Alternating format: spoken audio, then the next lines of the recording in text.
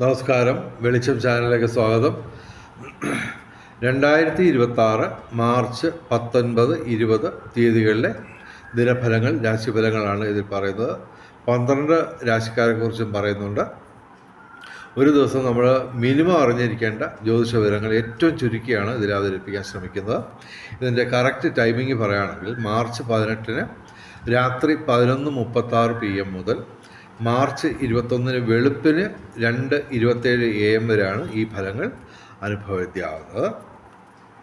പിന്നെ ഇതൊക്കെ പറഞ്ഞു തരുന്നതിന് ദക്ഷിണ എന്ന് പറയുന്നൊരു പരിപാടിയുണ്ട്. അത് പണമായിട്ട് ഞങ്ങൾ ചോദിക്കുന്നില്ല. പകരം ദയവായി ഞങ്ങളുടെ ചാനൽ സബ്സ്ക്രൈബ് ചെയ്യുക. നേരത്തെ സബ്സ്ക്രൈബ് ചെയ്തവർ ലൈക്ക് ചെയ്യുക, ഷെയർ ചെയ്യുക, കമൻറ്റ് ചെയ്യുക. പിന്നെ ഹൈപ്പ് ചെയ്യുക എന്ന് പറയുന്ന പുതിയൊരു പരിപാടിയുണ്ട്.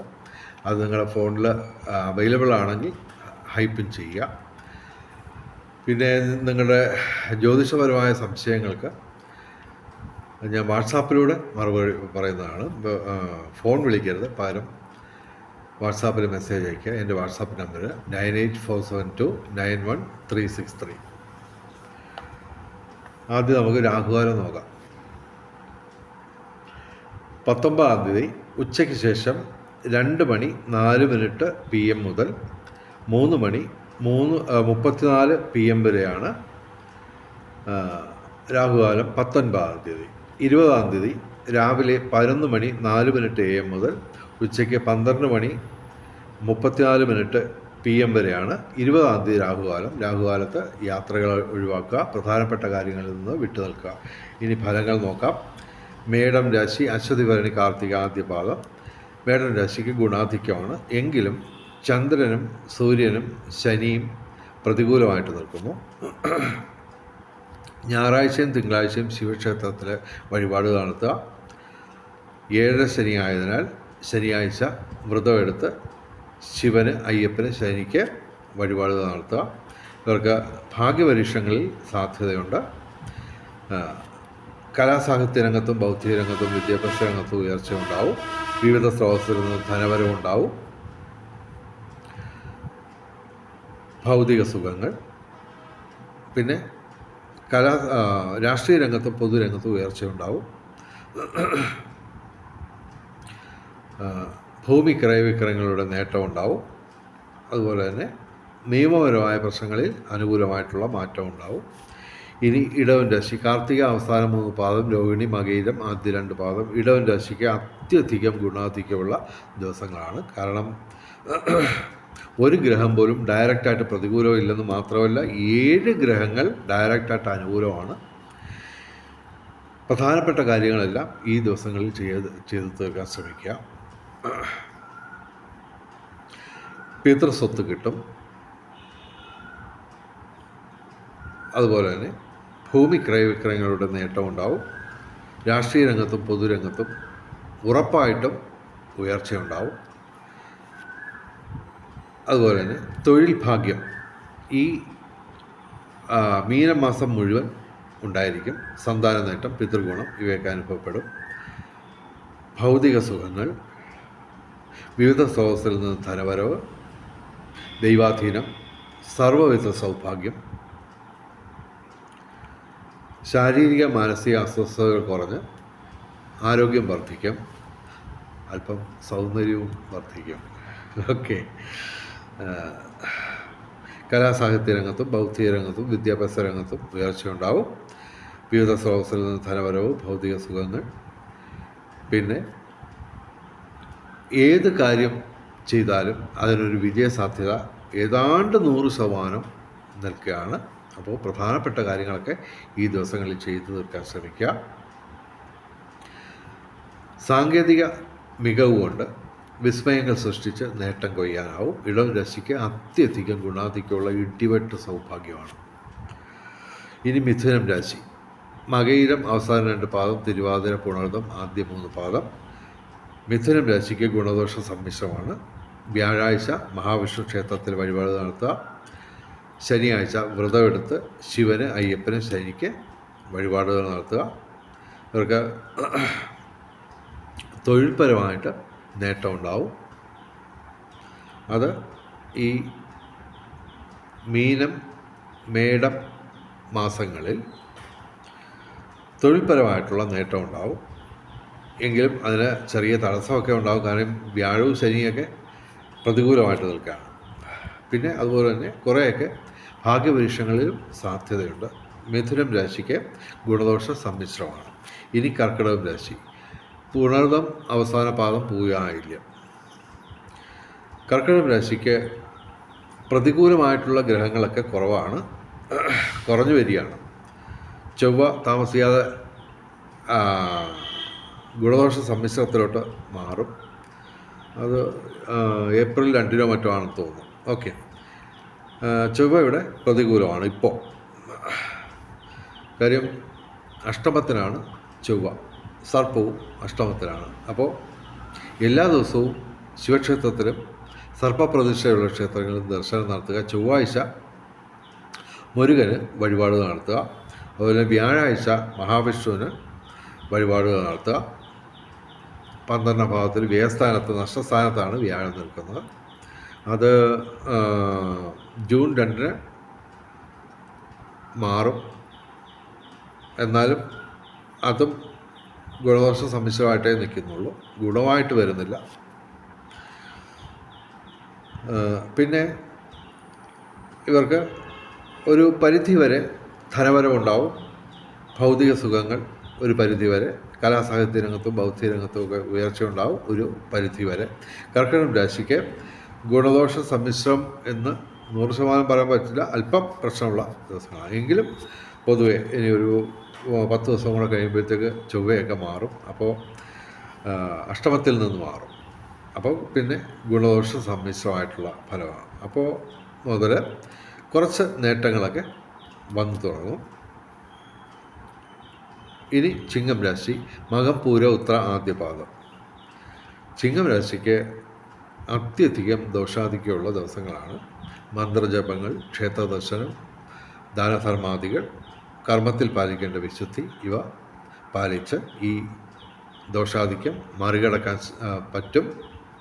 പിന്നെ സപ്പോർട്ടായിട്ട് ശുക്രനും വ്യാഴവും അനുകൂലമായിട്ട് നിൽക്കുകയാണ്. അതിൽ തന്നെ 11ാം ഭാവത്തിൽ വ്യാഴം നിൽക്കുന്നതുകൊണ്ട് ഇതിൻ്റെ ദോഷഫലങ്ങൾ കുറഞ്ഞിരിക്കും. എന്നാൽ തന്നെയും 7 ഗ്രഹങ്ങൾ ഇവിടെ പ്രതികൂലമാണ്, 5 പാപഗ്രഹങ്ങൾ ഉൾപ്പെടെ. അപ്പോൾ അത് അല്പം ശ്രദ്ധിക്കുക. പ്രധാനപ്പെട്ട കാര്യങ്ങളെല്ലാം മാറ്റിവെക്കുക.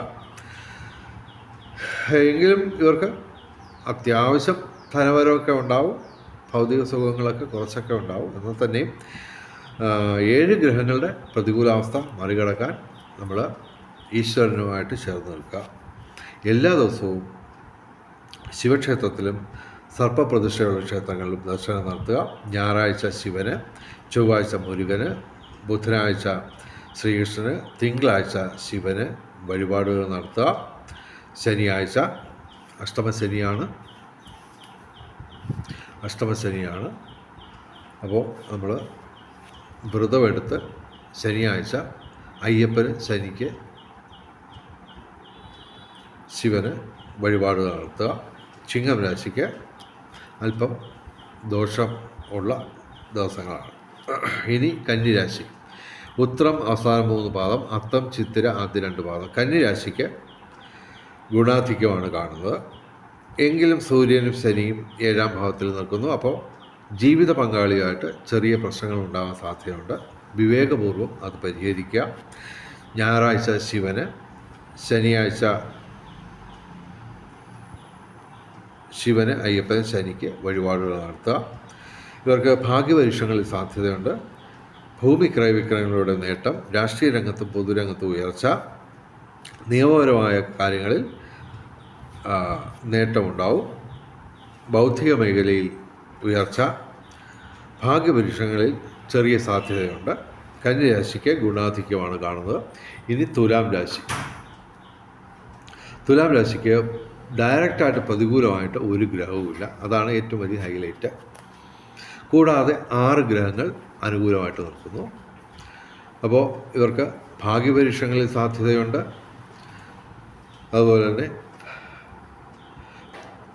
മീനമാസം മുഴുവൻ ഇവർക്ക് തൊഴിൽ ഭാഗ്യം, പിതൃഗുണം, സന്താന നേട്ടം ഇവ അനുഭവപ്പെടും. ഇവർ ഏർപ്പെടുന്ന ഏതൊരു കാര്യത്തിനും ഒരു വിജയസാധ്യത നിലനിൽക്കുകയാണ്. സാങ്കേതിക മികവുകൊണ്ട് നേട്ടങ്ങൾ കൊയ്യാൻ പറ്റും.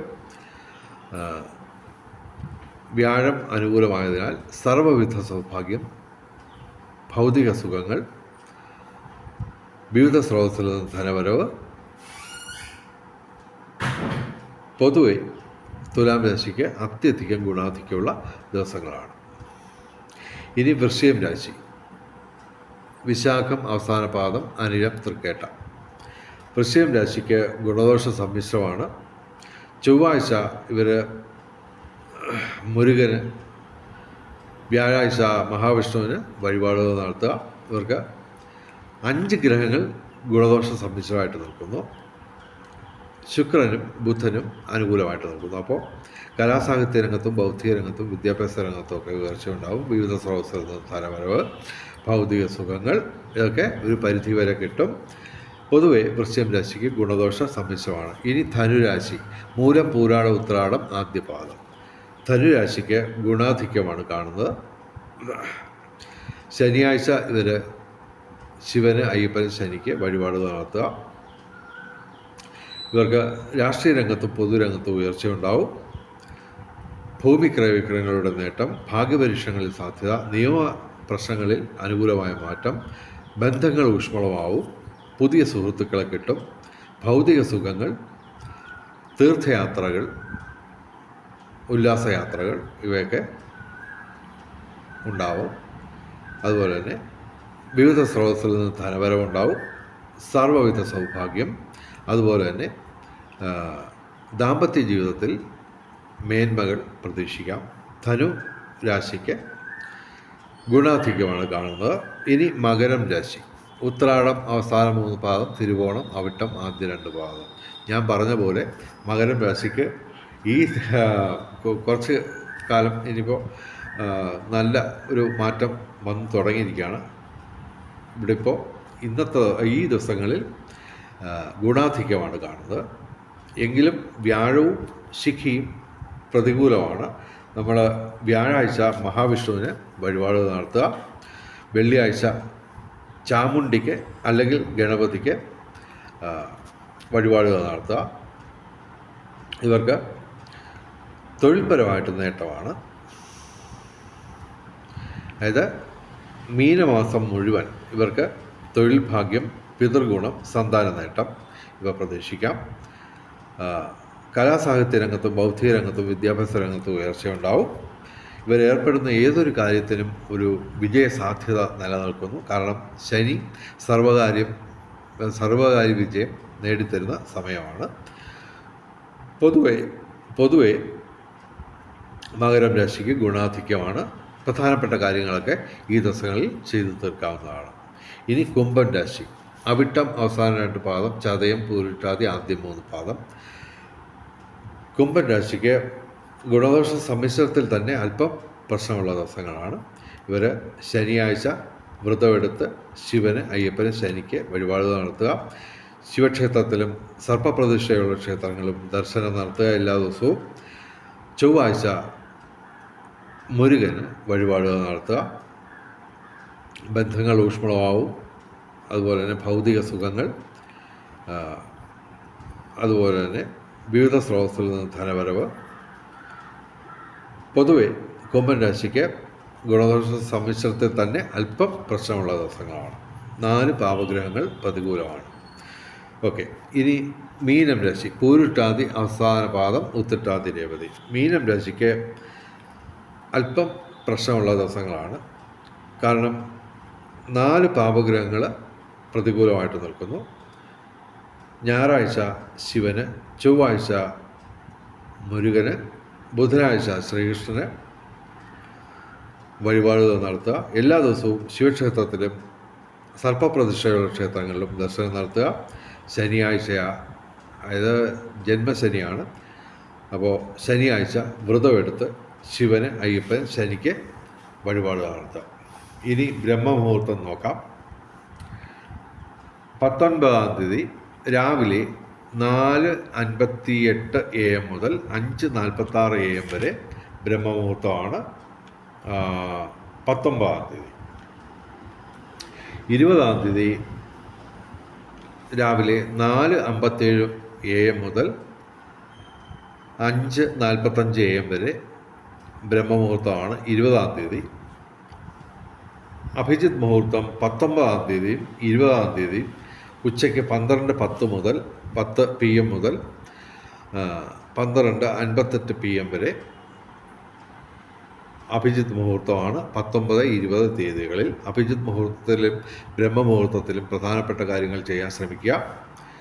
അതുപോലെ തന്നെ ബ്രഹ്മമുഹൂർത്തത്തിൽ പ്രാർത്ഥനകൾക്കും ക്ഷേത്ര ദർശനത്തിനും ക്ഷേത്രദർശനവും നടത്തുക. ഇനി നമുക്ക് ഭാഗ്യ നിറങ്ങൾ നോക്കാം. 19-ാം തീയതി വ്യാഴാഴ്ച മഞ്ഞ, 20-ാം തീയതി വെള്ളിയാഴ്ച ചുവപ്പ് അല്ലെങ്കിൽ വെള്ള, അല്ലെങ്കിൽ ഇവയുടെ ഇളം നിറങ്ങൾ, അതല്ലെങ്കിൽ ഈ നിറങ്ങൾ ഡിസൈനായിട്ട് വരുന്ന വസ്ത്രങ്ങൾ ധരിച്ചാൽ ഭാഗ്യവർദ്ധനം ഉണ്ടാകുന്നതാണ്.